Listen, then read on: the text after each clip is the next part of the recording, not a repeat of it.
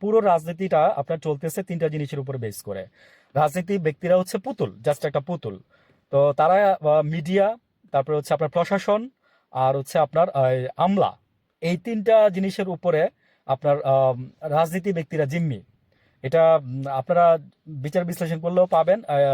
আমার কথার যদি সত্যতা যাচাই করতে চান তাহলে বিভিন্ন মিডিয়া পত্রিকাতে দেখতে পারেন। আর আরেকটা কথা আমি বলি যে কেউ একজন বলছে যে দোয়া করে এই বিশাল ভবনের এই যে মানে শেখ হাসিনা কিছুদিন আগে ব্রিফ করছিল ওর নেতাকর্মীদের নিয়ে, নির্বাচনের আগে দিয়ে যদি কিছু একটা করা যায় কিনা ফাইনালি।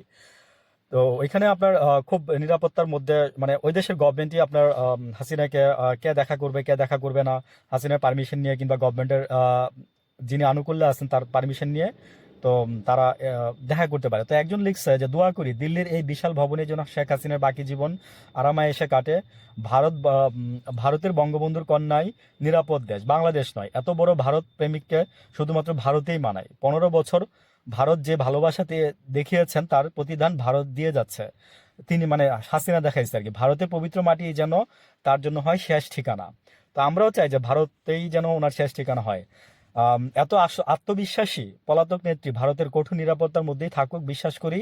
আহ, দেশে বিজয় মোকাবেলা করতে না পারলে বৃথা আস্ফলন দেশে এসে পরিস্থিতি মোকাবেলা করুন চেষ্টা, মানে ফায়দা হবে না, এই ধরনের কিছু একটা লিখছে। অনেক বড় লেখা, আমি এখান থেকে একটু সংক্ষিপ্ত আকারে পড়লাম।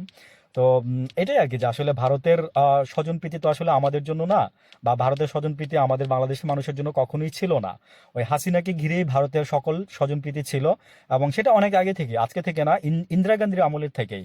কারণ হচ্ছে কি জানেন, যে ভারত বাংলাদেশকে আজকে থেকে ভাগ করতে চায় নাই, আজকে থেকে না, এটা ধরেন আরো আপনার কত বছর যখন নাকি ওই যে ব্রিটিশ বিরোধী আন্দোলন হয়েছে, মানে আমরা ব্রিটিশরা ভাগ করে দিয়ে গেছে, এরপর থেকে মনে করেন যে ভারতকে তারা ওয়ান কাইন্ডস অফ একটা হায়দ্রাবাদের মতো মনে করছিল।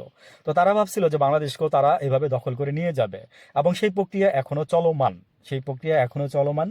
তো এই জেনারেশন যেহেতু বুঝতে পারছে, যদি এই জেনারেশন হাত ধরে যদি, এবং আমি সেলুট জানাই আপনার ডাক্তার মোহাম্মদ ইউনুসকে সেলুট জানাই, আবারও বললাম যে উনি যেভাবে চোখে আঙ্গুল দিয়ে ভারতের সাথে কথা বলছে, আজকে পর্যন্ত কোনো রাষ্ট্রনায়ক এভাবে কথা বলে নাই। আমরা এই জন্য ওনার প্রতি কৃতজ্ঞ। ভালো থাকবেন, আসসালামু আলাইকুম।